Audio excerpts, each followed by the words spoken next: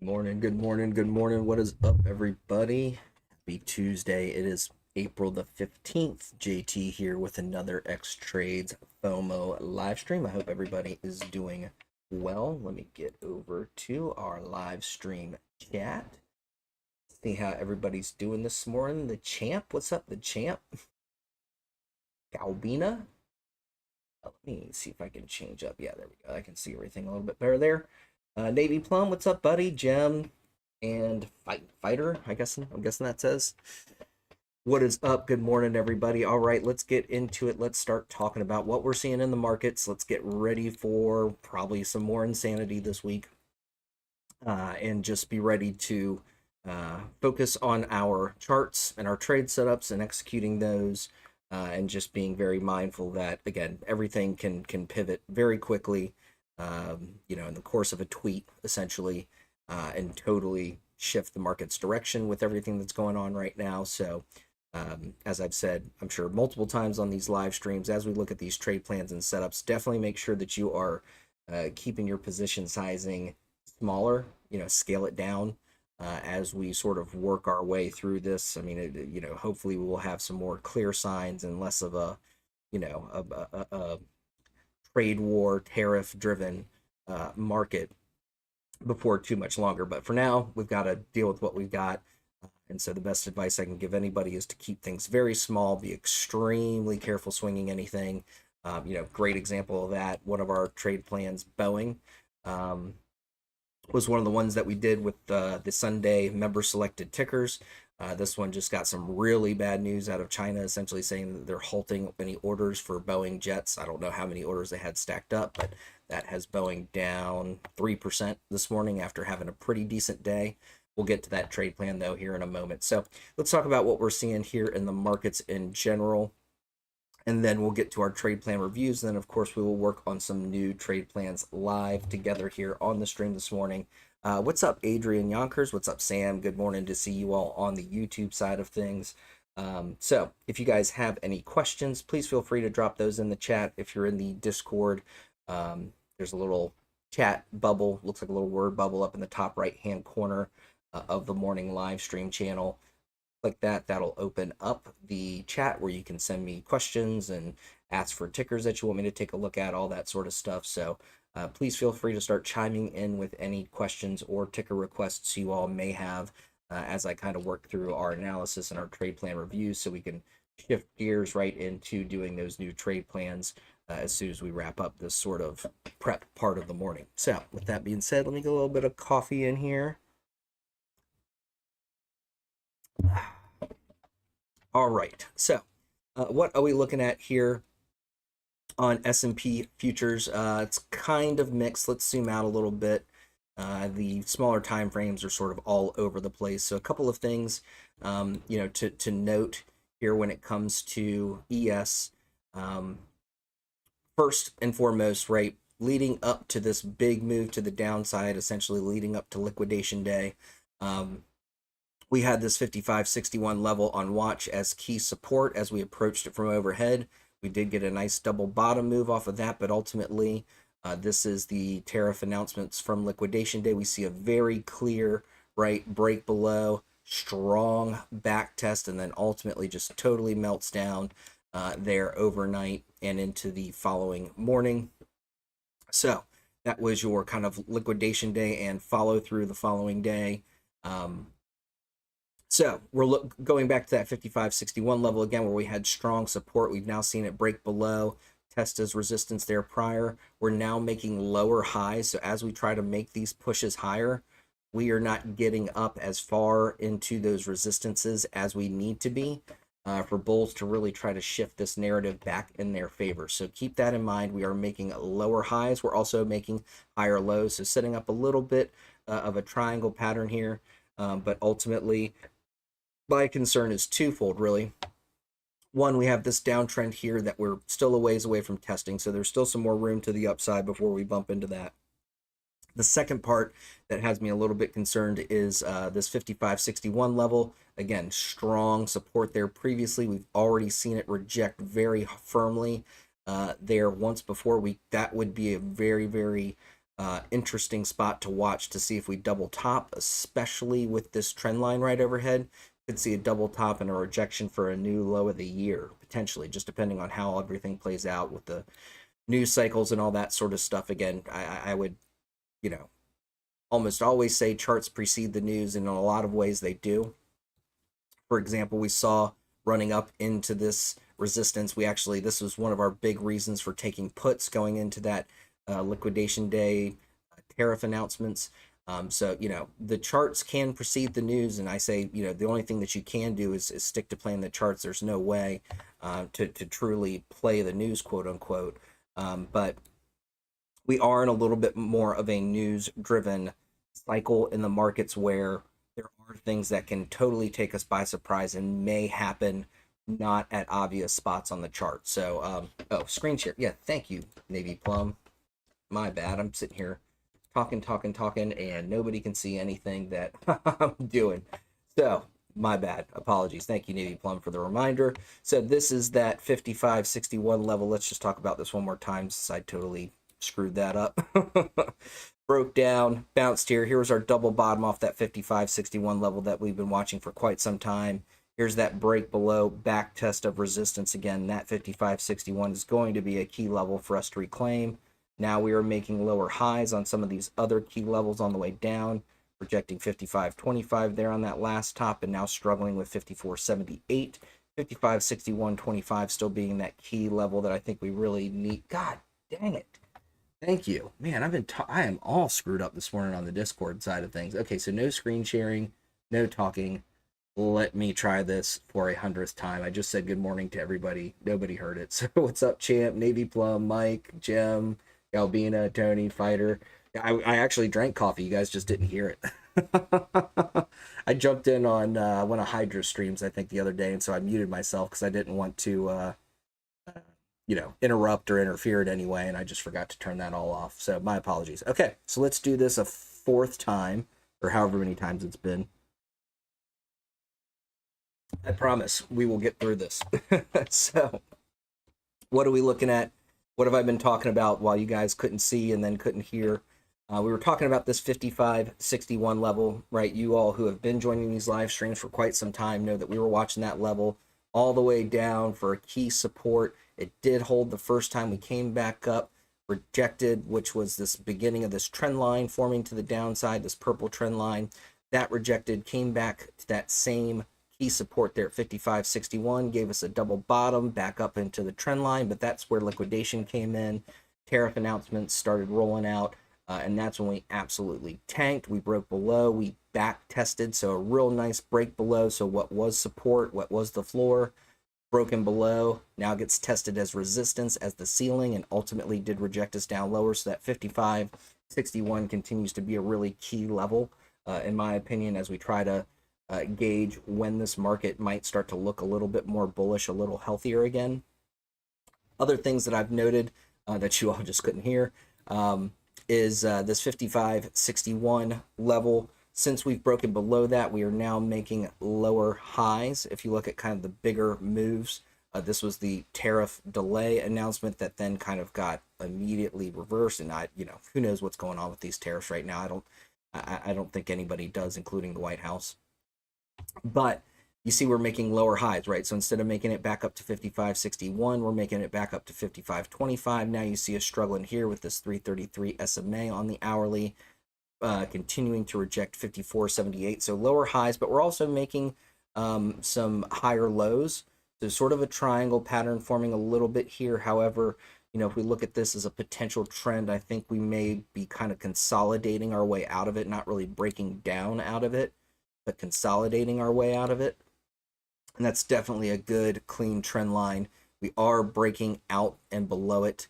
We have back tested it. We do have the 333 SMA on head, so overhead. So again, a lot of this looking pretty bearish, like there's lots of resistances to deal with overhead. Maybe some serious challenges for bulls, especially if they don't get some really positive sound bites out of the White House about the trade war and all that good stuff. So, long story short, and I've said this probably only for the YouTube folks, the one thing that I've been recommending and continue to recommend is the only thing we can do and what is a fairly a somewhat heavily news focused, with the tariff announcements being able to flip flop and go back and forth in a heartbeat. um, the only thing that we can really do is continue to play the charts. We did talk about this setup right here, right? This was going into liquidation day. uh, Ran up right to that 5740 key resistance that we were watching. We also had this newly established downtrend coming down overhead. I think on the 4 hour we also had a pretty strong bearish flag still in place there on Neptune. So again, we hit that rejection. That sent us quite a ways down. We're starting to flip things back to the upside a little bit from an NTS perspective, but again, this is looking like signs of any bullish momentum that we had is slipping.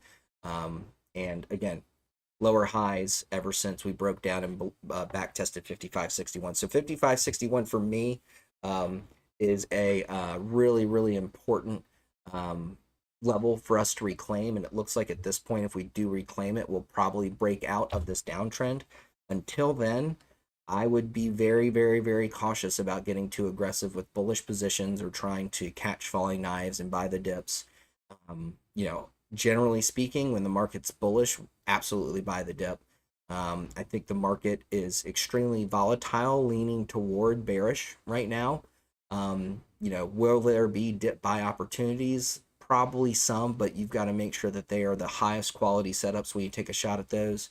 And make sure again that you're just adjusting your position sizing accordingly, because you can be in something that technically is a fantastic setup, but in the span of a tweet, your position gets blown out of the water. So again, just be very careful. That's all I can say. All right, so now that we are underway, I think I've gotten all of my technical brain farts out of the way. Let's keep rolling. Let's get to some trade plan recaps, and then we'll get to some new trade plans. Tony's asked for Apple. We can certainly take a look at that. Or Tone. Hope you're doing well. All right, so let's do our trade plan recaps there real quick. This is BABA, but that's BBAI, and that's going to be Boeing, and this is going to be BABA. There we go. All right, so let's start with BBAI. This one is actually an interesting one to watch for potential share play. Did have a recent bottom right down here at our PT2 at PT1 for puts at 240. Again, if you want to maybe start to build some inexpensive speculative equity positions, I don't hate this one for when the market does try to ultimately recover. And at $2.40 a share, I mean, you could load up quite a bit and not really have a ton of your money sunk into the trade. So just something to keep on watch as a potential double bottom bounce there off of 240 for an equity buy. Certainly wouldn't go jumping into options with that. Overall, though, this one still looks pretty bearish right now. It is breaking to the downside. Everything from a Neptune perspective has been full bearish and lots of rejections up against our key selling pressure there. Those are great short entries, especially with these moving averages overhead, or that confluence with the 333 right there in that key selling pressure area.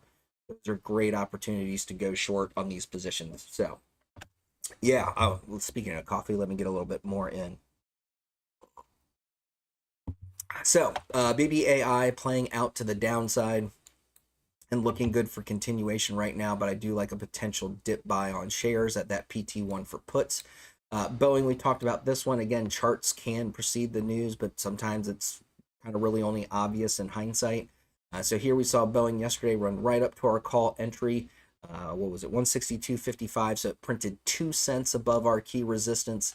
I would say that's pretty much as bang on as we could ever expect it to be. Every once in a while, we nail it to the penny.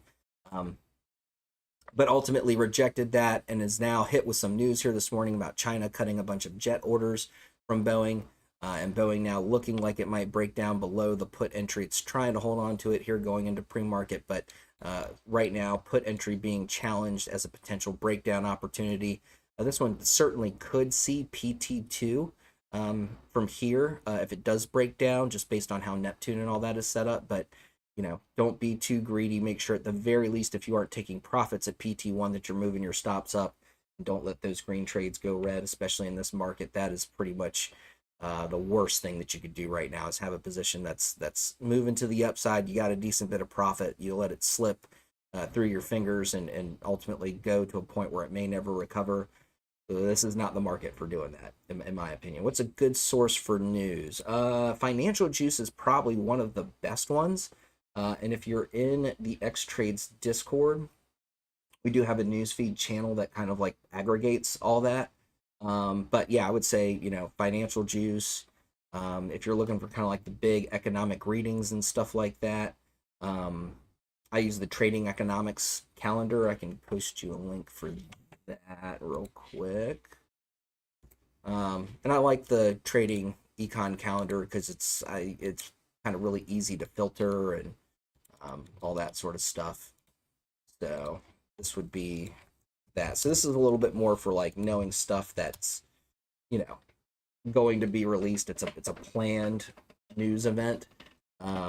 Trading Economics, as far as your on the fly news stuff, I mean, I would say, yeah, probably Financial Juice is one of the most popular. There's another one that for some reason I'm going to forget. I want to say it's like Breaking Alerts or something like that. But yeah, anyway, Financial Juice, probably one of the more popular ones. So check that out. They have a Twitter that you can follow. I think they also have a website. You can do all that. Yeah, Market Watch is okay. I don't know. Does Market Watch really have those sort of by the second? I feel like Financial Juice puts out a lot more. But it could be, and maybe that's not necessarily a good thing. That could wind up becoming noise after a certain point. But yeah, there's all kinds of sources for catching those news drops for sure. All right, so we were talking about BA again. Charts preceding the news a little bit there on that rejection off of the call entry, showing a little bit of bearishness, trying to break down below the put entry here at 154.14. I really like 147.81 as an ultimate price target on this with where Neptune's setting up, but again, make sure that you move your stops up at the very least at 150.33. Don't let those green trades go red. Baba, China, oh golly, boy, what was that? Did I just channel Donald Trump? Chinese. I was trying to figure out if I want to say China or Chinese, and then I don't know. I think I had an aneurysm. Chinese names are holding up relatively well and showing some strength, especially compared to their U.S. counterparts. So that's not all that surprising. I think some may be seeing China as having a little bit of an advantage in what is the currently escalating trade war. So again, this all remains to be seen on how it will actually play out. Will a deal be reached eventually? I think so. But it's just a matter of when, how that deal is structured, and how good or bad is it for the future of the U.S. consumer. So Baba, though, seems to be heading in the right direction. Seems like it wants to continue to the upside. Definitely has room to make it up to call PT1. So keep this one on watch for continuation to the upside. All right, so let's get to some new trade plan requests here this morning since I'm running a little bit behind. Let's just take a quick peek actually at our Thursday plans. Thursday was actually another Boeing plan. Well, right now we're testing that put entry as well. So yeah, slightly, we had put entries right around this. If you wanted to wait for maybe a little bit better confirmation, you can watch this plan and for a break below 152.86. And then the other one we did last Thursday was Roku. Roku has had a few kind of tests below, a few dips below, but keeps getting bought up, interestingly enough. So this one kind of does look choppy and sideways. Would also probably make a slight adjustment looking at this in hindsight to that stop loss if we do get another shot at the put entry. And I'd move it up to about 60.06. It's not a big difference, but probably just enough from keeping you to keep you from getting shaken out. So, all right, let's take a look at Apple for Tony and let's get on some new trade plans. What data is coming out today? Well, I just gave you the link. Check it out. You tell me. I've got some charts to do for you. All right. Let's go. Get our drawings on this. Off right now. Go ahead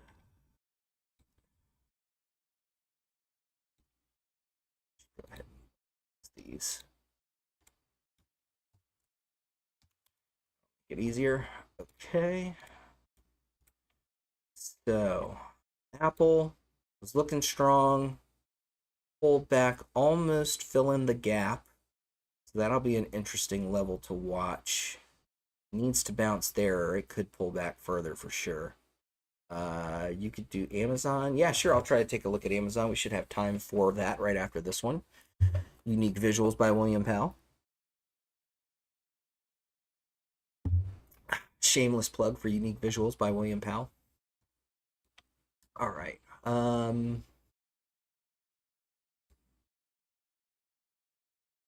see if this is more than just a gap level, though. That's my question. And just for a moment, I want to see price action. Loan. I think there is a pretty good level here. We just started redoing our Apple levels. I think on the last trade plan we did for it, started from scratch. Probably going to be a little bit further back. Here it comes. Come on down. Come on down. There we go. Yeah. Yeah, I think there's a pretty good level here. I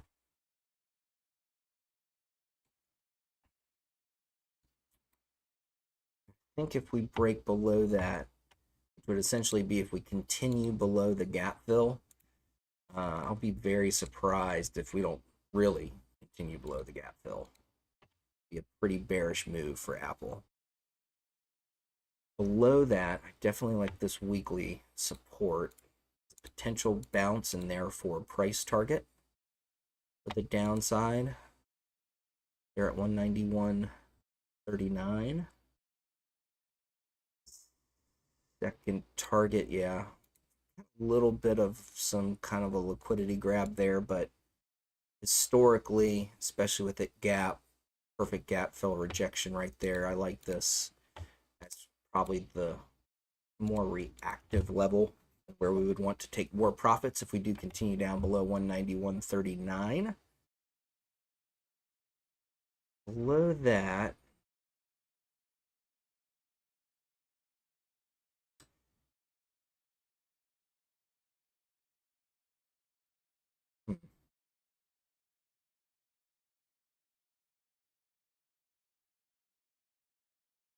there is something here, but I don't.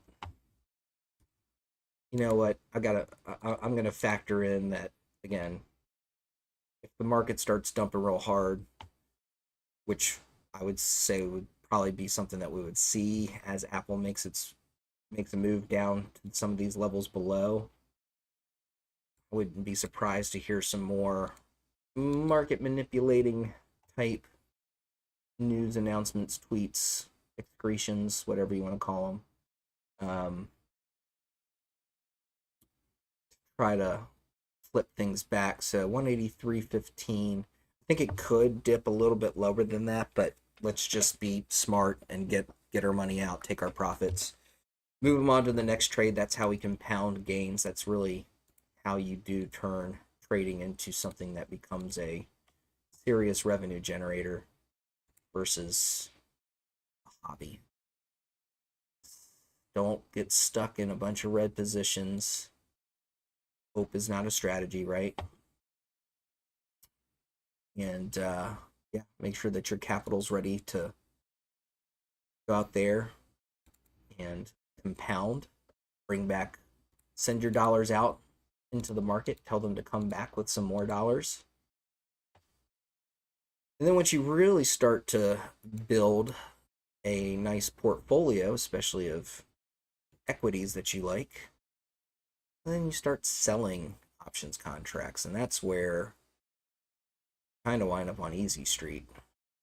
And if you have enough money to play with, you can sell and make good money without losing sleep at night, without staring at charts all day. All right, so sorry, I'm a little bit torn on where I think we're topping out on this. PT1, I think it's right about here though, 212.66. Yep, let's go with that.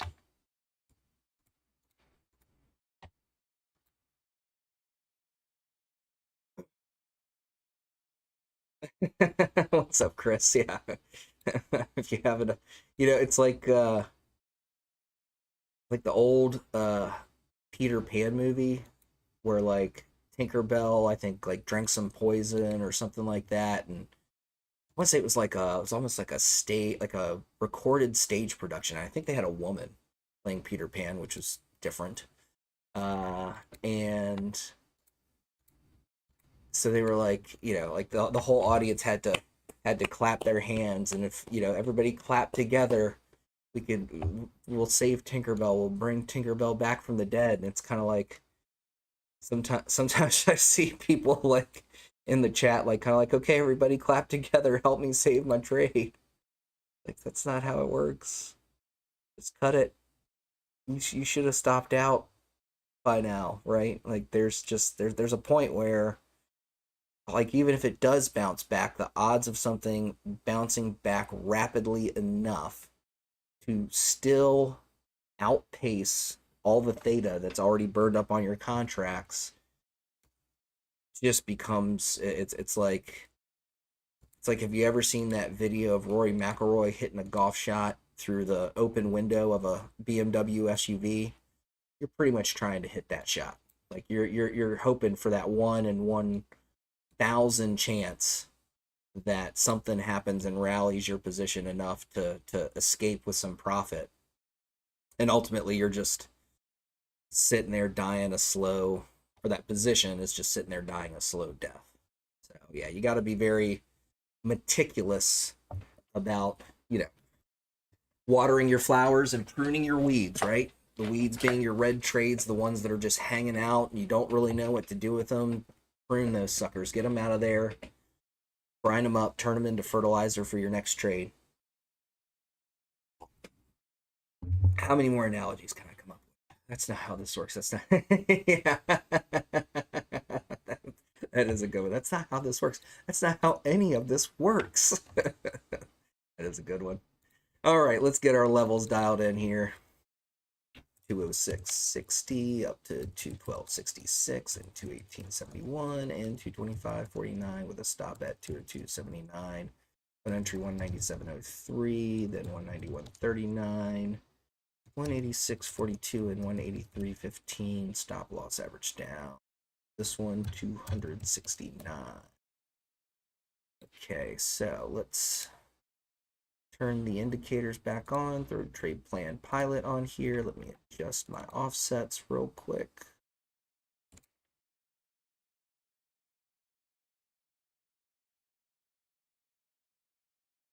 It's good. Good enough. And then let's also hide these fuckers that way. A bit easier to see. All right, so here is the Apple live stream plans. How do you sell options contract? So there's two ways, Sam, since you're asking. There is well, there's a few ways. The right, Sam, didn't Sam, how do you sell options contracts? Sam? Yeah, Sam. That person's name is Sam that asked the question. Who's Sam? So to answer the question for Sam and everybody, there are a couple of different ways. Probably the most popular or common ways of doing it. There are some other ways outside of this, but really the key ones and the ones that I use the most are twofold. One is doing what's called selling cash secured puts, which is where essentially you put up the funds to be willing to essentially buy shares at whatever strike price you're selling. So if you sold a $10 put, for example, on a ticker, essentially you're saying, okay, I'm willing to buy 100 shares of XYZ ticker at $10 a share. So you have to put up $1,000 in order to sell that cash secured put. So it doesn't disappear. It just kind of gets set aside into that trade the same way, money gets assigned to an open options position, for example. So you set that money aside until that trade plays out.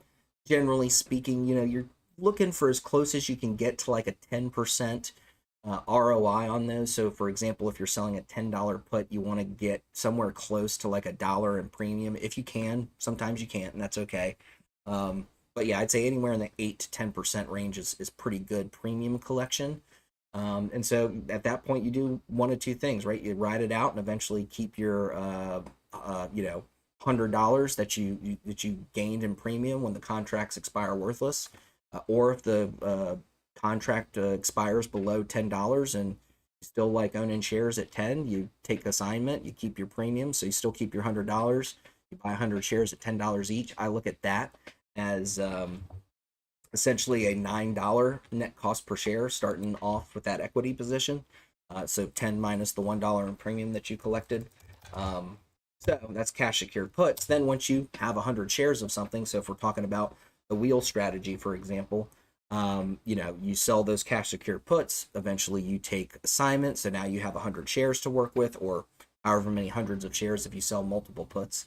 And then you can go to selling what are called covered calls, right? So selling those options would be, okay, I own 100 shares of this at $10 now.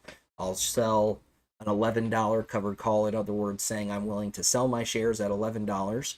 So for a 10% return on your share price, and you will also collect premium in that process. So let's say you collect another dollar there.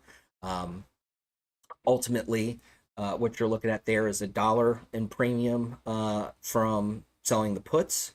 So $100 in premium collected from selling the puts, $100 in the share price appreciation because you took assignment at 10 when you eventually sell at 11 by selling the cash, the covered call contract. That's $100 gain right there. And then if you get paid, let's say about $1, aka $100 for selling that covered call, so essentially you stake in the whole process of that wheel about $1,000 to return 300.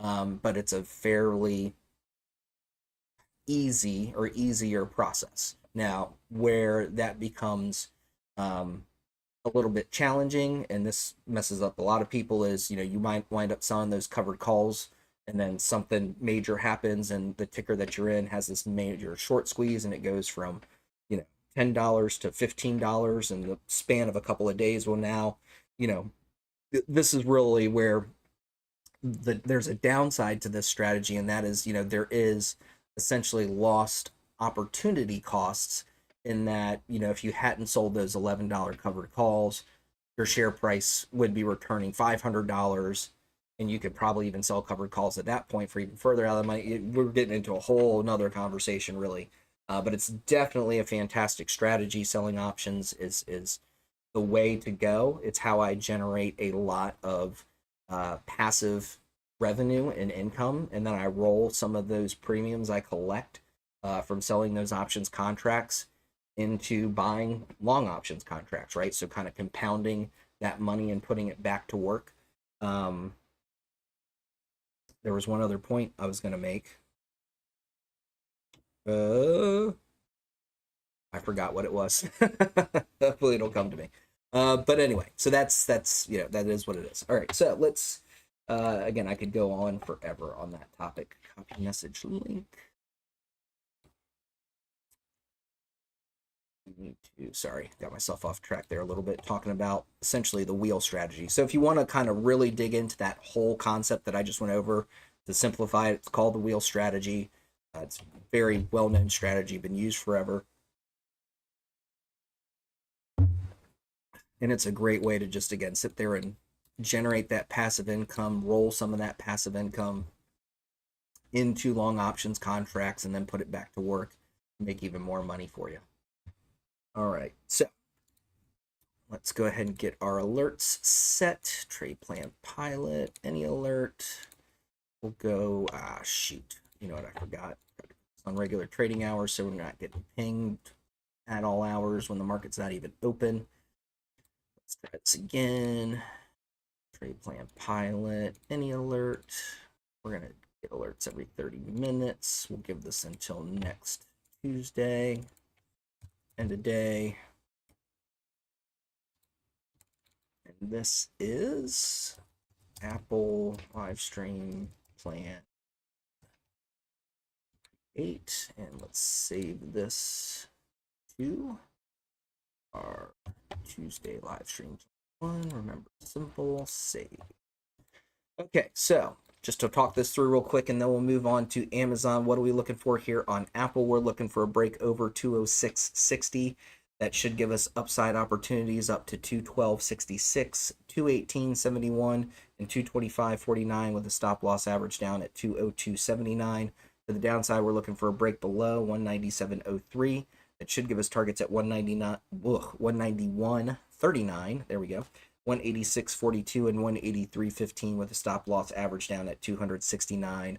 Those are your Apple upside and downside trade plans. Let's go. All right, Amazon I saw was asked next, if I remember correctly. Trade plan pilot, don't need that right now. Let's go back to extended hours. Let's get our drawings on the chart here. Pulse.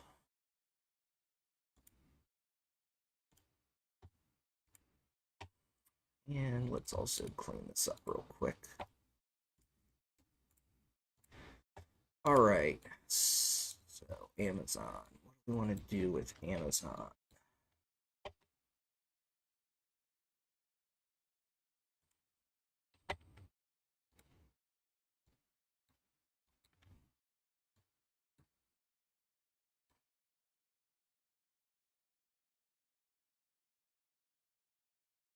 All right, so Amazon been building some higher lows, also lower highs. So again, very much seeing that same kind of triangular pattern that we saw on ES.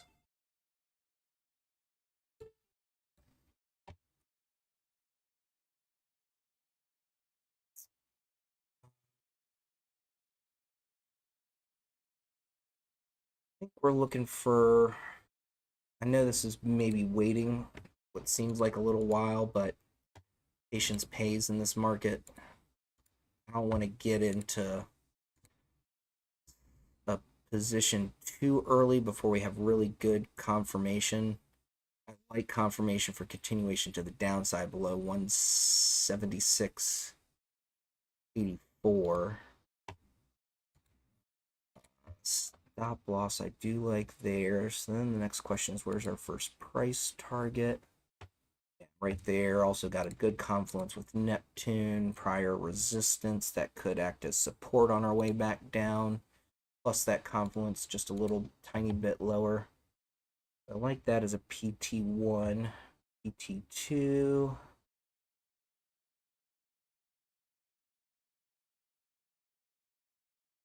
Yeah, it's a little, I don't want to get too greedy.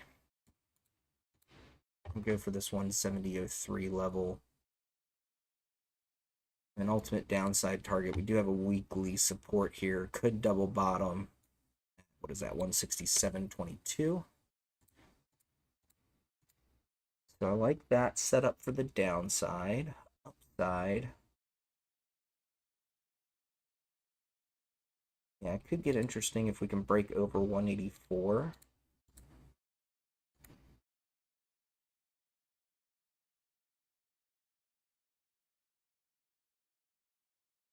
Over 184. Yeah, it could be just a little bit shy, actually, or I'd want to go ahead and take profits. It might finish the move up to 188.23, but I want to go ahead and have some profits out there at 170, 187.33, sorry. Over that, near this 333 SMA, I like 189.52 as a second price target. There still is a small little gap to fill up here. I think we'd be remiss to not go ahead and take that. This level looks like it's a little low. It's never catching. Yeah, that looks way better. That gap fill could lead to a big rejection potentially, depending on if the market's still in heavy uncertainty mode. So I like those upside targets. Stop loss average down is my only question. Is there one that's a little bit better, gives us a better risk reward setup? I think there is. We're right around it here. Free market. Whoops.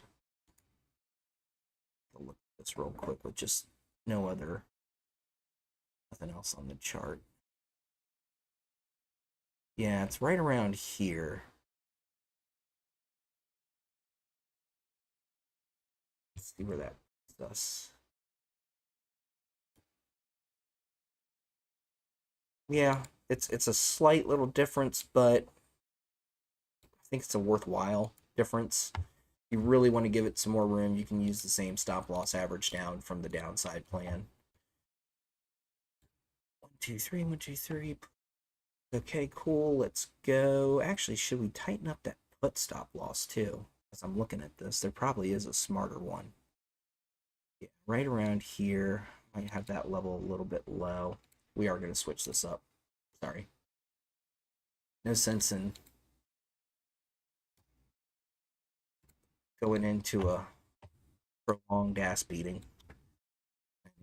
trade, right? So let's plug in trade plan levels here. 184, 187.33, 189.52, and 191.65 with a stop loss at 181 flat. An entry at 176.84, 172.94, 170.03, and 167.22. Stop loss at 179.26. Uh-oh. I'm gonna have to go back and fix that alert here in a second. See where I just screwed something up. That's okay, I'll fix it. All right, so let's turn this guy on. Let's hide these drawings real quick.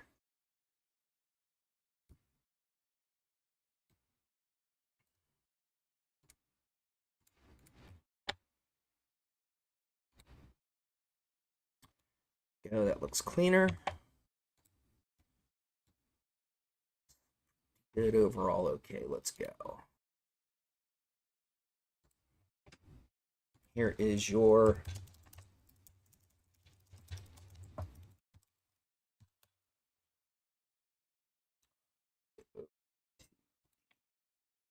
stream. Yes, thank you for that reminder, Chris. We have that. Also, the ultimate moving averages indicator. Very happy to put those in the hands of any Xtrades member. They are very useful tools, in my opinion.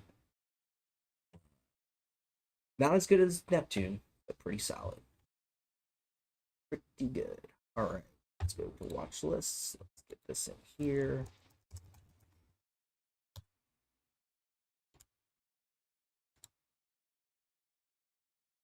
Message link into here. Yeah, why is this? Something is going on with Discord, like not, or maybe it's my computer. I'll have to circle back to this. For some reason, like the message link copy function isn't working. It's not pulling onto my clipboard. I noticed this. I was doing something last night, and I was like, oh, that's probably just a temporary issue. So I'll have to figure out, make sure that you guys set your own alerts with this. I'm going to have to check some things to get these alerts set up for these trade plans. So just hang tight, bear with me.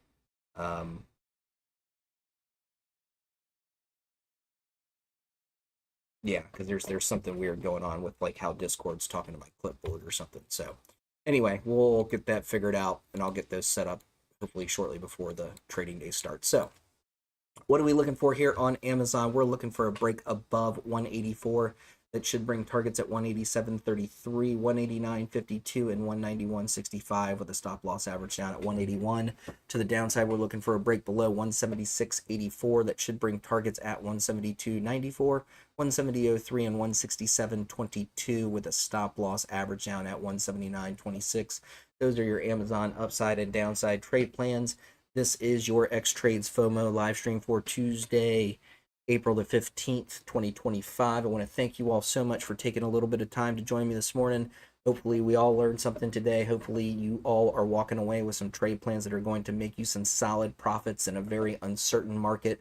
And as we always say here on the Xtrades FOMO live streams, play your trades and trade your plans. Go out there, get some green, keep those wins big, keep your losses small. I will see you all in the chats. SPY plan will be posted in the options watch list here shortly.